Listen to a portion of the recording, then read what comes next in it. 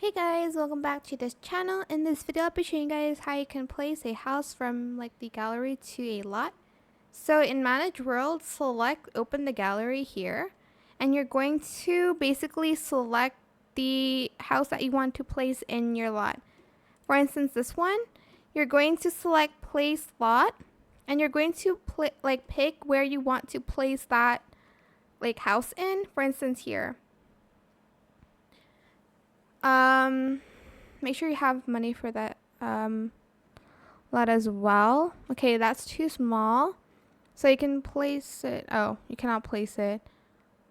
So it's too big, but you're just going to basically place it somewhere. I'll try to find a smaller one so I can show you. Maybe this one. As you can see, it turns green. That means I can place it here. So select it and press the checkmark button. And that is it. I hope this tutorial was helpful for you guys. Don't forget to like, comment, share, and also subscribe to this channel if you haven't done that already. If you have any more questions about this video, just leave it in the comment section down below. I will try my best to answer them all for you guys. If you found this video helpful, please click the thanks button as well. That is it. Thank you so much for watching. Bye.